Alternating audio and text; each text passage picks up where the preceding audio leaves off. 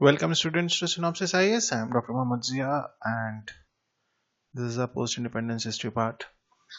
Although syllabus में as such कभी भी UPSC is very much vague on this कि क्या part है जो post-independence history या post-independence consolidation की अगर हम बात करें तो उसमें पढ़ना है क्या नहीं पढ़ना है. So they are very much vague on this. So इसी सीरीज में I just decided कि हम थोड़ा सा और आगे चलेंगे क्योंकि in general what I have seen in past few years कि ये जो पोस्ट इंडिपेंडेंस हिस्ट्री का पार्ट है ये खत्म कर दिया जाता है कहीं पे आके एलपीजी के अराउंड न्यू इकोनॉमिक पॉलिसी पे. लेकिन अगर देखा जाए तो उस चीज को भी करीब करीब 30 साल हो चुके हैं. It's almost it started somewhere in the decades of 90s and thereafter 30 साल के करीब हो चुके हैं. So what I have decided कि हम इसमें थोड़ा सा आगे बढ़ेंगे. हम एलपीजी पे ना ख़त्म करके हम दो प्राइम मिनिस्टर्स को और देखेंगे. एक हम देखेंगे Atal Bihari Vajpayee as prime minister and next जो वीडियो होगा उसमें हम देखेंगे doctor Manmohan Singh as prime minister कि क्या उनके अचीवमेंट्स थे और क्या उसके दौरान हुआ. Now how this is going to help you. This may not be directly asked, I am very much honest. लेकिन जो टॉपिक्स इसमें कवर किए हैं हमने वो इकोनॉमिक पॉलिसी से रिलेटेड है, वो नेशनल सिक्योरिटी से रिलेटेड है, वो फॉरेन पॉलिसी से रिलेटेड है. सो कहीं ना कहीं आपको इंटरनल सिक्योरिटी वाले पार्ट में, इंटरनेशनल रिलेशंस के पार्ट में और इकोनॉमी के पार्ट में this is going to help you out.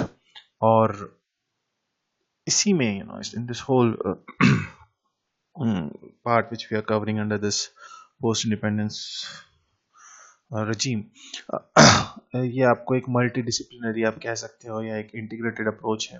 So it is going to cover a larger area, a shorter video covering a larger area. So आप चाहे IR पढ़ रहे हो तो वहाँ आपको मदद मिल जाएगी कैसे फॉरेन पॉलिसी जो है वो किस किस प्राइम मिनिस्टर के टाइम पे स्पेशली इन पास्ट 20 years किस तरीके से वो मतलब किन डायरेक्शंस में थी, किन कंट्रीज की तरफ हमारा फोकस ज़्यादा था, किन कंट्रीज से हमने कोशिश की खुद को डिस्टेंस करें, what are foreign policies especially with respect to Pakistan and China. सो इसका एक आपको हिस्टोरिकल पर्सपेक्टिव मिलेगा पिछले 20-25 सालों का. और लेट्स सी कि इसमें आगे हम और क्या चीज़ें देखते हैं. So this is a small but a very important topic to cover apart from your this post independence consolidation, your other aspects of your courses also. So yes, so सबसे पहले हम I'm just giving you a bit background कि हुआ क्या. So from 1991 96 it was the government of PV Narasimha Rao. और इनके regime में कुछ ऐसे इवेंट्स हुए, for example the policy of LPG and doctor Manmohan Singh as finance minister was brought in and जो उन्होंने रिफॉर्म्स लिए उसने एक इकोनॉमिक लिबरलाइजेशन को शुरू किया, लाइसेंस राज को ख़त्म किया और डिसइन्वेस्टमेंट का और प्राइवेटाइजेशन का एक नया दौर शुरू होता है. लेकिन something else happened. What happened was the demolition of Babri Masjid, then post Babri Masjid riots and all those things actually hit the nation, जिसकी वजह से ये जो कांग्रेस लेड गवर्नमेंट थी, जब 1996 में इलेक्शंस होते हैं, जनरल इलेक्शंस होते हैं, तो Congress was not in majority. It was BJP which emerged as the single largest party. BJP जो है वो सिंगल लार्जेस्ट पार्टी इमर्ज होती है और इसके बाद कोलिशन गवर्नमेंट बनाने की वो कोशिश करते हैं under the president prime ministership of Atal Bihari Vajpayee. अब ये जो गवर्नमेंट है पहली बार सिर्फ 13 डेज, ये सिर्फ 13 दिन चलती है और ये सरकार गिर जाती है. इसके बाद एक from the outside support of Congress again an era of coalition politics आता है. और इसके बाद पहले HD. Deve Gowda and then IK. Gujral, ये लोग प्राइम मिनिस्टर बनते हैं. बट समहाउ ये भी नहीं चल पाते हैं और 1998 में दोबारा इलेक्शंस होते हैं। और दोबारा जब ये इलेक्शंस होते हैं सो इसमें again BJP emerged as the single largest party, prime minister again Atal Bihari Vajpayee, लेकिन ये सरकार सिर्फ 13 महीने चलती है। उसके बाद ये क्योंकि कोलिशन पॉलिटिक्स थी, कोलिशन था, उसके बाद फिर से again general elections 1999। So you can see 1996 से लेके 1999 के बीच 3 बार जनरल इलेक्शंस होते हैं। इस बार there was a pre-poll alliance which came to be known as NDA, that is National Democratic Alliance led by BJP, और इसको एक ब्रॉडली एक क्लियर मेजॉरिटी मिलती है और अटल बिहारी वाजपेयी फिर से प्राइम मिनिस्टर बनते हैं। So this is how things and the events went. So his third term was a full term, so from 1999 to 2004 ये दौर होता है पीवी अटल बिहारी वाजपेयी का, और हम इस ही टाइम पीरियड को देखेंगे कि ये किस तरीके से यहाँ पे सबसे पहले हम बात करेंगे इकोनॉमिक पॉलिसी की। सो वाजपेयी जी ने उसी इकोनॉमिक पॉलिसी जो लिबरलाइजेशन और जो भी डॉक्टर मनमोहन सिंह और पीवी नरसिम्हा राव ने जो इनिशिएटिव्स लिए थे उसी को कंटिन्यू किया। There was not much change. हाँ, यहाँ पे गवर्नमेंट ने प्राइवेटाइजेशन जो है वो शुरू किया most of the state corporations का, including which was a very big privatization which was Videsh Sanchar Nigam limited. Again there were 2 bodies in of the telecom department, 2 PSUs of under the telecom department, telecom ministry. One was विदेश Sanchar Nigam limited and Bharat संचार Nigam limited. तो ये इसको जो है VSNL को जो है वो प्राइवेटाइज कर दिया। फिर हमारे पास सिर्फ एक ही पब्लिक सेक्टर बॉडी बचती है, बस BSNL।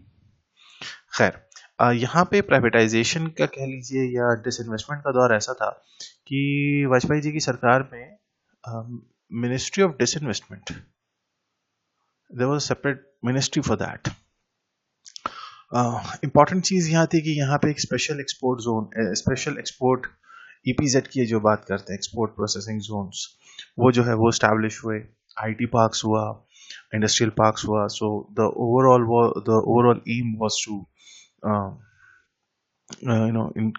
improve the production and exports.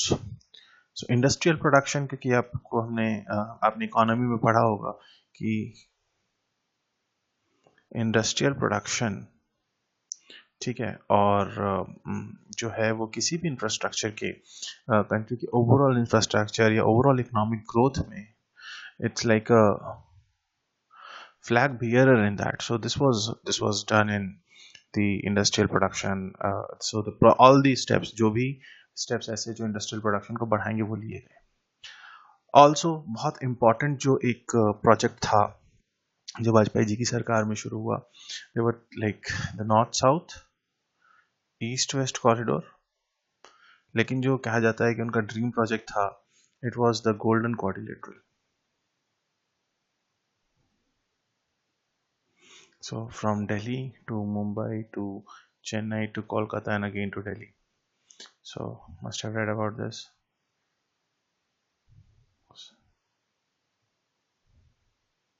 So Delhi to Mumbai to Chennai to Kolkata and again to Delhi. So this is the golden quadrilateral, और इसी के साथ north south this and this east west corridor जो है वो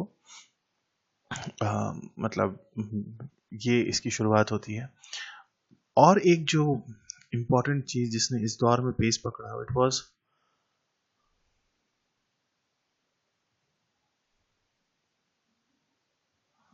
प्रधानमंत्री ग्राम सड़क योजना।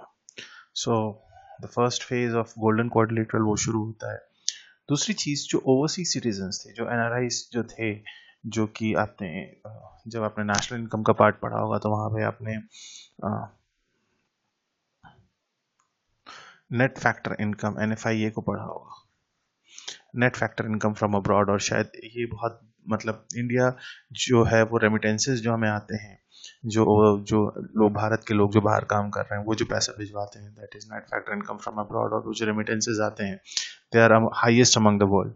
सो ये जो प्रवासी भारतीय सम्मान और इस तरीके के डिफरेंट प्रोजेक्ट्स और इनिशिएटिव्स लिए गए वाजपेयी जी की सरकार में, जिससे कि जो हमारे लोग जो इंडियंस हैं, जो नॉन रेसिडेंट इंडियंस हैं या जो ओवरसीज सिटीजन्स हैं, उनको जो है इंडिया में बिजनेस करने में थोड़ी सी आसानी हो.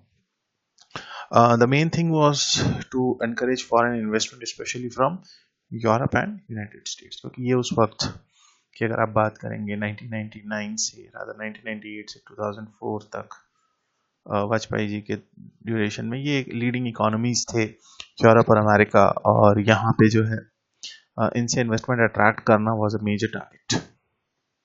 अब बात करते हैं जब फॉरेन पॉलिसी की, सबसे पहले बात करते हैं चाइना की. चाइना के साथ हमारा टेरिटोरियल डिस्प्यूट आज का है नहीं, ये जो अभी स्टैंड ऑफ चला था कुछ दिनों पहले, वो आज का नहीं है, ये तब से, ये ब्रिटिश इंडिया के टाइम से चला आ रहा है. And never ever there has been any solution which has been suggested, और जो कि नेगोशिएशन से हो जाए ऐसा कोई भी सॉल्यूशन जो है वो नहीं आया. खैर, चाइना के साथ उन्होंने ट्रेड और इस चीज को, ये जो टेरिटोरियल डिस्प्यूट है, इसको सॉल्व करने की कोशिश की. ट्रेड बढ़ा, no doubt, trade was boosted with China. Second, with Israel, ये एक नई चीज थी. Israel was one of the leading defence manufacturers at that point of time. So Israel के साथ हमारे स्ट्रेटेजिक एंड मिलिट्री कोऑपरेशन जो है वो बेहतर हुए, with both the Nations establishing cooperation in fighting terrorism. 2002 में प्रेसिडेंट बिल क्लिंटन जो है, he was the first American president to visit India since Jimmy Carter. ये एक बहुत बड़ा एक कहना चाहिए डिप्लोमेटिक अचीवमेंट था, and because cold war era के बाद से there was like a distant relationship between USA and USSR, लेकिन USA and India, I am sorry, लेकिन with the disintegration of USSR, अब जो हमने इतने सालों से स्ट्रैटेजिक पार्टनर बना रखा था यूएसएसआर को, जैसे if you remember in the Bangladesh crisis, I told you about the friendship and cooperation treaty that Mrs. Gandhi signed in 1971 with USSR. So वो 1991 में वो अपने आप भी खत्म हो गई और USSR खुद डिसइंटीग्रेट हो गया. Now from here we started looking towards the west. हमने वेस्ट की तरफ देखना शुरू किया. हमने जो सो कॉल्ड कैपिटलिस्ट कंट्रीज थी उनके साथ अपने रिश्ते बेहतर करना शुरू किए. एंड ऑब्वियसली यूएसएसआर के डिसइंटीग्रेशन के बाद, if anyone was the in that point of time जो वर्ल्ड था वो यूनिपोलर था, मींस जो पावर सेंटर था वो यहाँ बैठा हुआ था. इसको किया, लेकिन इसी दौरान 9/11 होता है, और ये एक दिस इवेंट अभी कितना सच्चा कितना झूठा, all the conspiracy theories on one side, but this event of 9/11 actually brought India and USA strategically closer, क्योंकि बोथ इंडिया भी जो है वो टेररिज्म का इफेक्ट बहुत ज़्यादा था उस दौर में. अगर I don't know how old you people were, लेकिन मतलब having bombing and terrorist attack was like a common thing in country at that point of time. ये होता है. India was also fighting a war against terrorism. So was USA, because after this World Trade Center attack. तो ये जो event था, इसने India और USA को स्ट्रैटेजिकली काफी क्लोज ला दिया. पाकिस्तान की बात करते हैं. वाजपेयी जी का एक बड़ा अच्छा, मतलब जब उन्होंने दिल्ली लाहौर बस सर्विस को दोबारा शुरू करने की बात की, और ये पहली बार 1947 के बाद हुआ था कि एक regular road link between India and Pakistan जो है वो इस्टेब्लिश होता. और वाजपेयी जी जब 1999 में ये अपनी पाकिस्तान डिप्लोमेसी के लिए, he was quite famous for that, कि वो खुद गए थे दिल्ली से लाहौर बस से, और लोगों ने काफ़ी क्रिटिसाइज किया. तो उन्होंने बड़ा एक अच्छा स्टेटमेंट दिया था कि एक चीज़ याद रखिएगा, हम दोस्त तो बदल सकते हैं, हम पड़ोसी नहीं बदल सकते. सो this was the statement given by prime minister, and he was very much optimistic about the approach. और अगर आप देखोगे तो उस वक्त के जो पाकिस्तान के प्राइम मिनिस्टर थे नवाज शरीफ, वो भी he was also very much optimistic on this, और इसीलिए लाहौर डिक्लेरेशन आता है जब प्राइम मिनिस्टर वाजपेयी जो है वो दिल्ली से लाहौर बस से जाते हैं और उनको वेलकम करने के लिए पाकिस्तान के प्राइम मिनिस्टर खुद वहाँ थे. So and this committed two nations to resolve bilateral disputes through dialogue and concurrently boost trade. तो उन्होंने कहा कि ठीक है, जो लाहौर डिक्लेरेशन की समरी थी वो यही थी कि हम जो है अपना ट्रेड इंप्रूव करते हैं, और जहाँ तक बात है बायलैटरल डिस्प्यूट्स की, जो भी हमारा डिस्प्यूटेड, चाहे वो वाटर को लेके हो, चाहे वो टेरिटरी को लेके हो, किसी को भी लेके हो, we should sit and have a dialogue. Fine. लेकिन अनफॉर्चुनेटली ये ज़्यादा दिन नहीं चला एंड और कारगिल वॉर हैपेंड. अब पाकिस्तानी अगर आप उनकी फॉरेन पॉलिसी है उसको थोड़ा सा ऑब्जर्व करेंगे तो उनका ये कहना था कि प्राइम मिनिस्टर नवाज शरीफ को पता ही नहीं था कि आर्मी जो है इस तरीके का कोई ऑपरेशन चला रही है, कि आर्मी जो है वो टेररिस्ट के भेस में या इस तरीके से जो है वो इंट्रूडर्स अंदर भेज रही है. खैर, अब वो उनका पार्ट है, but Kargil war broke out और ये जो हमारा जितना कुछ था जो भी वाजपेयी जी ने जो भी फ्रेंडली रिलेशंस और इन सारी चीज़ों की बात की थी, again got dissolve. Kargil war के बाद पाकिस्तान में तख्ता पलट होता है और chief of army staff Pervez Musharraf जो है वो खुद को प्रेसिडेंट डिक्लेयर करता है और 2001 में ही came to visit India in the famous Agra summit. लेकिन कोई उसका सच आउटकम नहीं निकलता. फाइनली 2003 में वाजपेयी ने पार्लियामेंट में ये कहा था, इट इज ऑन रिकॉर्ड, कि now I am making a final initiative to make peace with Pakistan and जो भी मतलब इम्प्रूवमेंट्स हैं, मतलब लाइक कश्मीर में मिलिटेंसी और ये सारी चीज़ें जो हैं ये देख के. बात करते हैं नेशनल सिक्योरिटी की. तो पहली बार हमने न्यूक्लियर टेस्ट 1974 में किया था और May 1998 में India conducted 5 nuclear tests, underground nuclear tests. What these tests established that India has a nuclear weapon, and India is now officially and well regarded as a nuclear power. No doubt, बहुत सारे western Nations ने जो है हमारे ऊपर वो economic sanctions और बहुत सी चीज़ें इम्पोज की. ज़्यादा दिन नहीं चली, 2-3 साल के अंदर अंदर सारे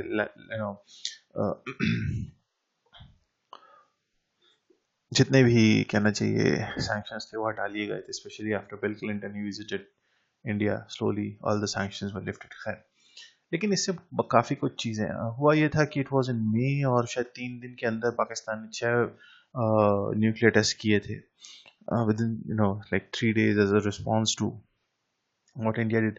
दुनिया की आंखें चढ़ गई क्योंकि ये दोनों मुल्क एक तो बॉर्डरिंग, ऊपर से लाइक ज़्यादा टेंशन इसलिए थी क्योंकि इन दोनों मुल्कों का जो सपोर्ट था, क्योंकि it is well known that how China supports Pakistan, और बिल क्लिंटन और इन सारी मतलब ऑब्वियसली तब उनकी विजिट नहीं हुई थी, लेकिन इट वाज फॉर श्योर कि Pakistan India USA was having some good relations with India. So again एक नया एक world equation, world political equation बनने लगा.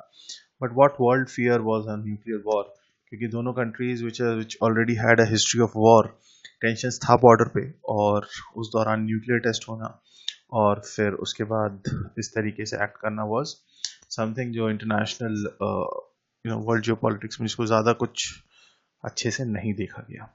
But bigger thing, India established itself as a nuclear power. Then happened this, the Kargil war. एक कारगिल का अगर I think most of the stories you all know, फिर भी एक from this perspective strategically you must know कि I will try to draw.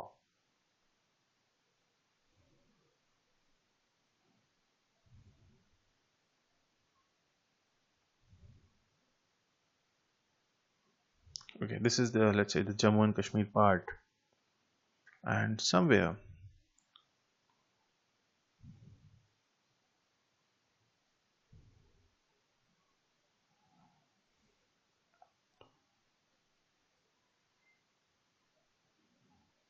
This is LOC.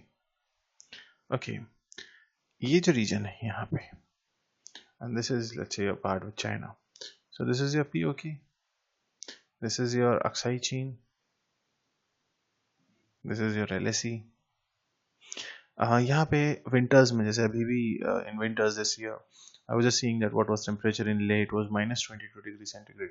सो जब इतनी severe winters होती हैं तो यहाँ से जो दोनों आर्मीज हैं ठंड के टाइम पे वापस चले जाती हैं. फिर जब बर्फ पिघलती है और थोड़ा सा ईज आउट होता है temperature, then they return back to their places post. So यहाँ पे Indian, actually this Kargil war was intelligence failure. अब हुआ क्या कि इंडियन एजेंसीज को पता ही नहीं चला, और पाकिस्तानी जो इंट्रूडर्स थे वो क्या कर रहे, वो यहाँ तक आ चुके थे. एक्चुअली 10 से, आई am sorry.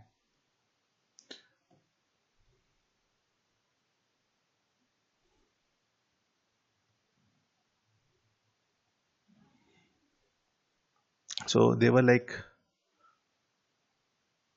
I'm sorry. Sorry for the inconvenience. Okay, sorry for the technical inconvenience. So हुआ क्या, जब ये बर्फ वगैरह and all this winters went well, so these Pakistani intruders, they were actually up to 10 kilometers inside border. तो उन्होंने first line of post occupy की, उन्होंने second line of post भी occupy कर ली थी. और later on, मतलब 1999 में हमें गर्मियों में पता चला कि Pakistani army disguised as terrorists, they have infiltrated through line of control. और no doubt they were continuously getting Pakistani assistance and support. India launched Operation Vijay to evict the infiltrators. July 99 में Prime Minister declared Operation Vijay a success, और India actually reclaimed all its territories on its side of LOC. मतलब हमारी तरफ जो थी वो भी. So ultimately it was a success. It was considered as great success. खैर, और ये establish हुआ defence intelligence agency to provide better intelligence and monitor India's border with Pakistan, क्योंकि it is okay, we were victorious on Kargil war, that is one part, लेकिन ये हमारे intelligence का failure था. एक्चुअली हमें पता ही नहीं था, और आर्मी को भी नहीं पता चला था. It was, as the story says, that it was a shepherd who told that he has seen some undue movements in those areas जहाँ नहीं होता है. वहाँ से investigation and all that thing started, and then we realized कि हाँ कुछ तो गड़बड़ है. खैर, दूसरा जो प्रॉब्लम था नेशनल सिक्योरिटी से related, it was the terrorist attack on the Indian parliament 13 December 2001. और इसके बाद actually India and Pakistan were on a standoff. So इसके बाद होता ही है कि टेररिस्ट अटैक पार्लियामेंट पे होता है, और इसकी इमीडिएटली बाद इंडिया के डिफरेंट पार्ट्स में बॉम्बिंग्स और इस तरीके की एक्टिविटीज बहुत ज़्यादा बढ़ जाती है. And immediately an ordinance was brought that came to be known as Prevention of Terrorism Act. पहले it was brought as an ordinance, और